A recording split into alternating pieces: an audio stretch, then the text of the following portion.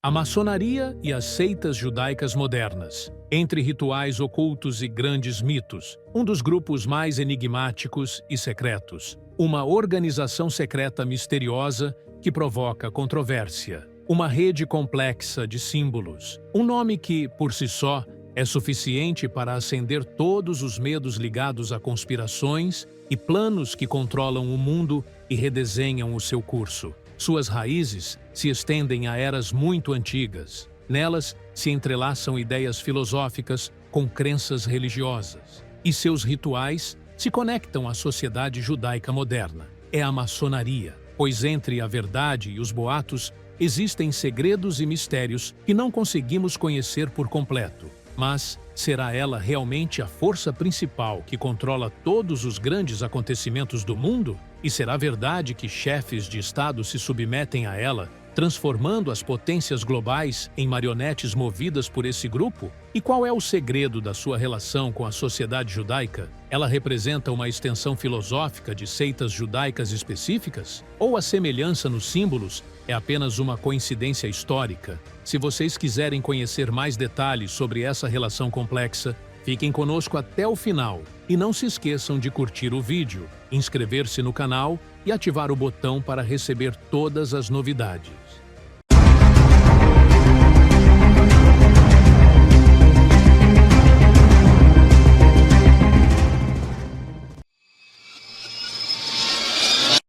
As raízes da maçonaria remontam às corporações artesanais que surgiram na Europa durante a Idade Média, como aquelas que reuniam construtores e arquitetos. Essas corporações não eram meros agrupamentos profissionais, mas sim instituições fechadas, de caráter simbólico e educativo, nas quais os segredos do ofício eram transmitidos de uma geração a outra por meio de rituais específicos e juramentos solenes que exaltavam o valor do sigilo e da disciplina. O ingresso nessas corporações acontecia por meio de etapas graduais, nas quais os membros aprendiam as habilidades da construção. Mas não apenas isso. Tratava-se de um sistema simbólico formulado na linguagem dos símbolos e das ferramentas, como o compasso e a régua, que ultrapassaram o seu uso profissional e passaram posteriormente a carregar significados filosóficos e espirituais. Com o declínio do papel tradicional dos arquitetos na Europa, essas associações começaram a se abrir para novos grupos da sociedade, e assim evoluíram de corporações de construtores para lojas de caráter intelectual e filosófico, conhecidas mais tarde como maçonaria simbólica ou filosófica. Seu papel já não se limitava à construção de paredes de pedra. Eles passaram a afirmar que buscavam construir o ser humano segundo princípios que consideravam universais, como a liberdade, a igualdade e a fraternidade. Esses princípios que promovem, de acordo com suas crenças ilusórias, formaram a base por meio da qual tentaram atrair mentes pensantes, políticos, artistas e até alguns reis. Um dos aspectos mais curiosos que chamam a atenção nos primórdios da maçonaria simbólica é o uso da letra G, posicionada no centro do símbolo do compasso e da régua. Essa letra permaneceu como tema de controvérsia dentro e fora das lojas. Alguns a veem como uma referência à palavra God, que significa Deus, enquanto outros a associam a geometry, ou seja, geometria. Há ainda um terceiro grupo que acredita que ela simboliza a grande criação, ou o grande arquiteto do universo, Grand Architect of the Universe. Essa diversidade de interpretações reflete a natureza flexível e enigmática da doutrina maçônica, a qual deliberadamente mantém abertas as portas da interpretação, sem revelar explicitamente a verdade final, em conformidade com suas crenças ilusórias que são promovidas como se fossem filosofias universais. A estrutura interna da maçonaria se caracteriza por uma hierarquia rigorosa e precisa, que começa com o grau de aprendiz, ao qual é revelada apenas uma parte muito limitada dos ensinamentos. Depois vem o companheiro, que passa a receber um conhecimento mais amplo até chegar ao especialista ou mestre, que teria alcançado os níveis mais elevados de compreensão e compromisso. Acredita-se que algumas lojas acrescentem graus secretos adicionais, que vão além dessa hierarquia oficialmente declarada, o que adiciona uma nova camada de mistério e especulação sobre o que realmente é ocultado em seu interior. As reuniões maçônicas são realizadas em locais chamados de lojas, que se assemelham a salas fechadas, às quais a entrada de não-membros é proibida. Esses espaços costumam ser decorados com símbolos e ferramentas que representam as etapas da construção e do conhecimento. A abertura das reuniões ocorre por meio de rituais fixos, que começam com a inspeção das ferramentas de trabalho, simbólicas, e se encerram com a realização de um juramento de lealdade e sigilo, no qual o membro se compromete a não divulgar nenhum detalhe do que vê ou ouve dentro da loja, sob pena de sanções morais e possivelmente simbólicas. Um dos rituais maçônicos mais estranhos é o fato de o novo membro ser conduzido com os olhos vendados em sua primeira entrada, em uma simbologia que representa o seu despojamento da ignorância e a sua disposição para a transição em direção à luz do conhecimento. Também são utilizados símbolos como o esquadro para indicar a retidão moral e o olho que tudo vê, como símbolo da vigilância divina ou da consciência cósmica. Esses rituais, carregados de simbolismo e segredo, estão entre os principais motivos que fizeram da maçonaria um objeto de desconfiança e suspeita ao longo da história. Seus críticos acreditam que aquilo que a loja oculta é muito maior do que aquilo que ela declara publicamente e que, por trás dos slogans de liberdade e fraternidade, podem existir objetivos políticos ou ideológicos não declarados, o que alimentou teorias da conspiração ao longo das eras. Apesar do caráter público que a maçonaria tentou consolidar na era moderna por meio da promoção de valores como a tolerância, o serviço à humanidade e a abertura cultural, essa imagem não resistiu à avalanche de acusações que a perseguem há séculos. Assim, a maçonaria se transformou, aos olhos de muitos, de uma fraternidade em uma rede oculta que atua por trás das cortinas, administrando as mais complexas conspirações políticas e econômicas, sendo inclusive acusada, em alguns momentos, de estar por trás de grandes golpes e revoluções decisivas na história humana, como a Revolução Francesa e a Revolução Americana. Uma das acusações mais curiosas dirigidas à maçonaria está relacionada à sua suposta ligação não declarada com seitas religiosas, especialmente as seitas judaicas, já que ambas compartilham o uso de símbolos universais e segredos enigmáticos, o que abriu espaço para teorias que enxergam a maçonaria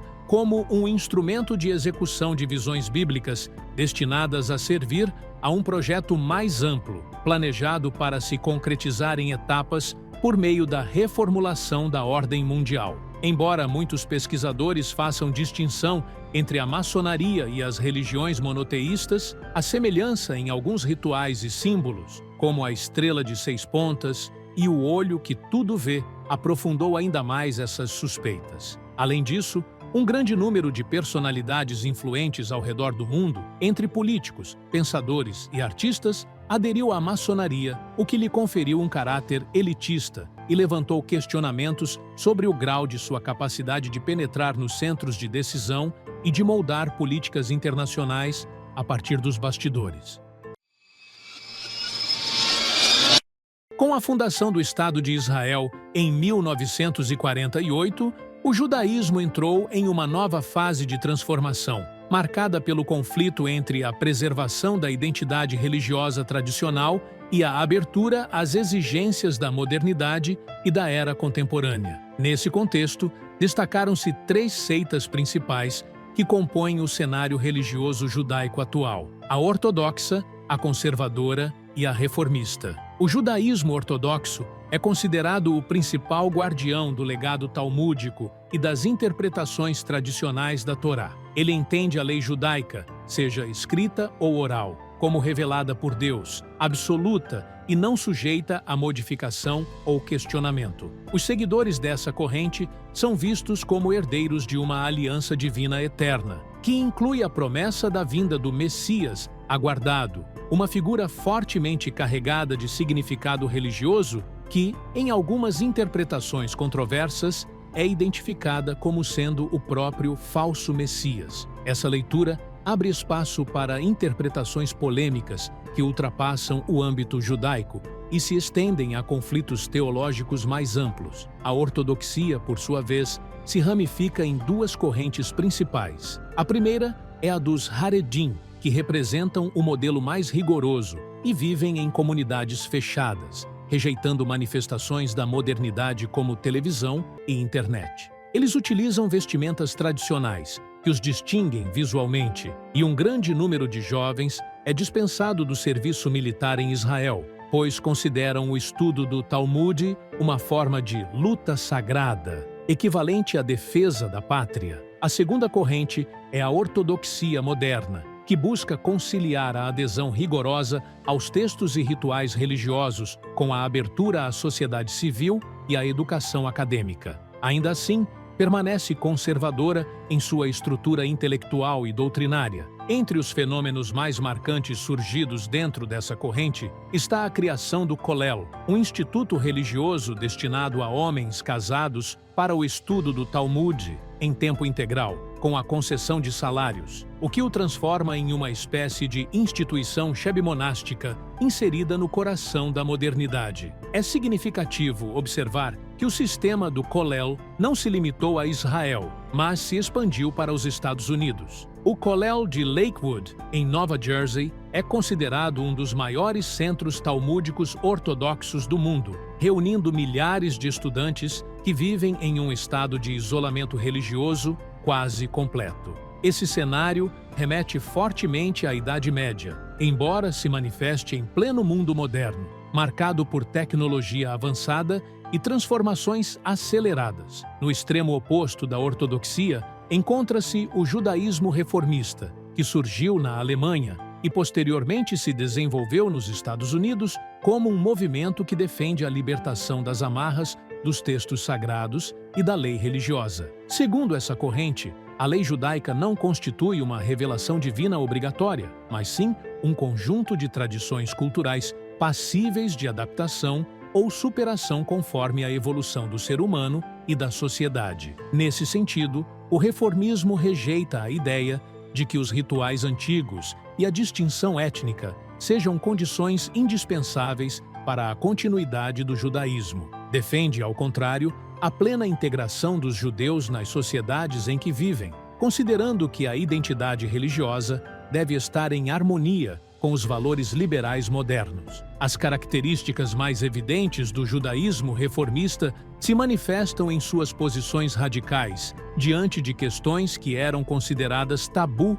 no pensamento judaico tradicional, como a permissão irrestrita do casamento entre pessoas do mesmo sexo e a ordenação de mulheres como rabinas, inclusive, em alguns casos, mulheres sem origem judaica. Além disso, há uma reformulação profunda dos rituais religiosos para que se ajustem à sensibilidade cultural ocidental. Algumas sinagogas reformistas não mantêm separação entre homens e mulheres e não exigem que os homens utilizem a kippá, cobertura da cabeça. Também incorporam música e hinos ocidentais às orações, refletindo uma transformação substancial na estrutura do culto e das práticas religiosas. Esse movimento foi adotado por um grande número de judeus americanos, especialmente entre as elites intelectuais e acadêmicas, o que o tornou uma das correntes mais influentes política e culturalmente nos Estados Unidos. Ele passou a representar uma face liberal do judaísmo,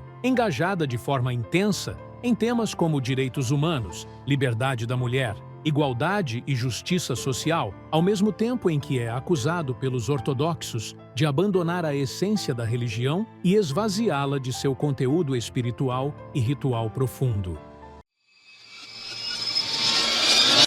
A semelhança aparente entre a maçonaria e algumas seitas judaicas, especialmente o judaísmo reformista, gerou um amplo debate que se estendeu por longas décadas. Os símbolos utilizados pelos maçons, como a estrela de 6 pontas, o olho que tudo vê e a simbologia do templo, não podem ser ignorados em sua coincidência, ou, ao menos, em sua notável semelhança com símbolos religiosos judaicos. Isso alimentou diversas teorias que veem a maçonaria não apenas como uma organização filosófica independente, mas possivelmente como uma extensão de certas correntes religiosas judaicas, que buscaram expressar suas ideias por meios não tradicionais e mais abertos ao mundo. Entre as seitas mais frequentemente mencionadas nesse contexto está o judaísmo reformista, que foi uma das primeiras a defender o rompimento do vínculo entre religião e nacionalidade, e a transição do judaísmo ritualista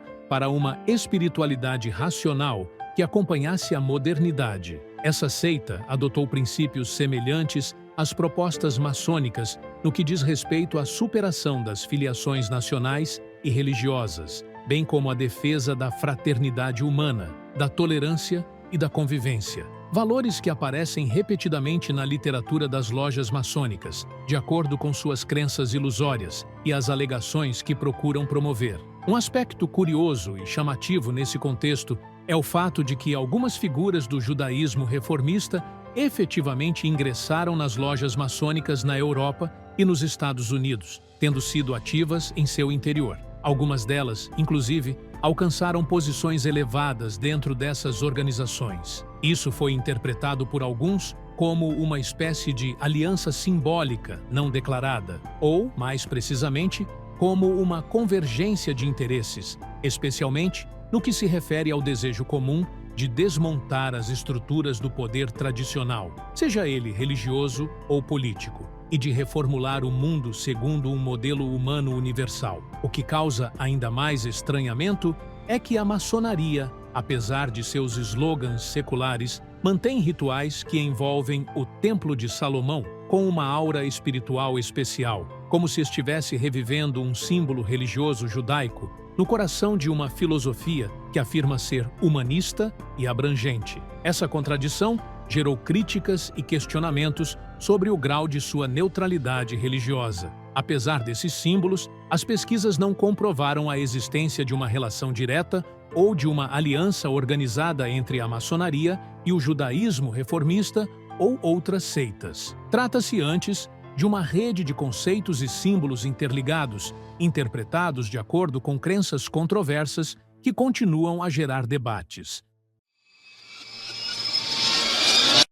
A posição das religiões monoteístas em relação à maçonaria foi marcada por severidade e rejeição absoluta, por considerarem que ela representa uma ameaça às crenças e aos valores religiosos. No Islã, diversas fátuas foram emitidas proibindo a adesão à maçonaria, considerando-a uma organização que carrega rituais obscuros e secretos, que contradizem os ensinamentos da religião e que constitui um perigo para a unidade e a integridade da crença islâmica. Isso se deve ao fato de que esses rituais incluem práticas incompatíveis com o monoteísmo e com os ensinamentos do Islã, além do sigilo excessivo, que desperta suspeitas sobre seus verdadeiros objetivos. No cristianismo, a posição foi clara e decisiva por parte da Igreja Católica, que proibiu a maçonaria de forma categórica, considerando-a uma organização que contradiz os ensinamentos cristãos e conduz seus membros à lealdade a entidades secretas em vez da lealdade à Igreja. Por outro lado, as denominações protestantes apresentaram divisões evidentes. Enquanto algumas rejeitaram a maçonaria e emitiram declarações de advertência, outras demonstraram certo grau de tolerância ou até mesmo apoio. Isso fez com que a posição do cristianismo em relação a essa organização fosse menos unificada do que no Islã e no catolicismo. A maçonaria chegou ao mundo árabe durante o século XIX, em um período que testemunhou uma relativa abertura ao Ocidente, especialmente no Egito e no Levante. Naquela época, as lojas maçônicas eram extremamente secretas e incluíam membros das elites intelectuais e aristocráticas, que viam nessa organização uma oportunidade de contato com ideias modernas e culturas ocidentais. No entanto, a atividade dessas lojas não durou muito, pois rapidamente enfrentou forte rejeição popular e religiosa, por ser considerada uma ameaça à identidade cultural e religiosa das sociedades árabes. A maçonaria também passou a ser classificada como um instrumento de dominação e influência estrangeira, especialmente diante das acusações de tentar infiltrar instituições culturais e políticas e de buscar disseminar ideias contrárias ao legado árabe e islâmico. Como resultado, a maioria dos países árabes recorreu à proibição oficial de suas atividades e à imposição de restrições rigorosas a seus membros, o que tornou a presença da maçonaria na região extremamente limitada e envolta em sigilo. Apesar da grande controvérsia que cerca a maçonaria, sua história é rica em personalidades de destaque, que desempenharam papéis importantes na formação da história do mundo moderno. Entre elas, destaca-se o nome de George Washington, o primeiro presidente dos Estados Unidos da América, que foi membro das lojas maçônicas, o que conferiu à maçonaria uma dimensão histórica e política significativa na fundação de uma das potências mais fortes do mundo. Da mesma forma, Benjamin Franklin, um dos pais fundadores dos Estados Unidos, foi um destacado membro maçônico, tendo contribuído ativamente para a elaboração da nova Constituição do país, valendo-se dos valores e princípios nos quais a maçonaria acredita e que afirma defender. Do outro lado do Oceano Atlântico, surgiu o nome de Simão Bolívar, conhecido como o Libertador da América do Sul, que também foi membro da maçonaria.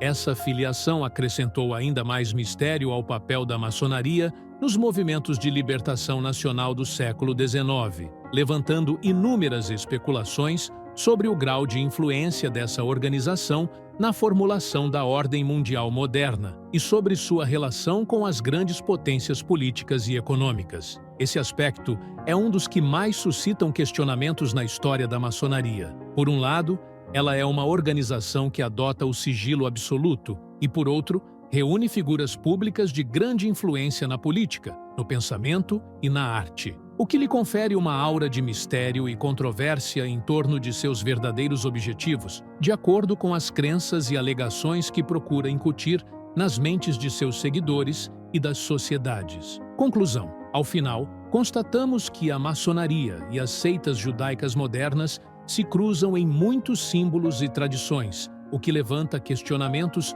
sobre as dimensões desse encontro enigmático. Apesar da diferença de contextos e objetivos, o mundo da maçonaria permanece cercado por segredos e suspeitas, enquanto as seitas judaicas vivenciam um conflito interno entre a preservação do legado e a abertura à modernidade. Aqui chegamos ao fim do vídeo de hoje.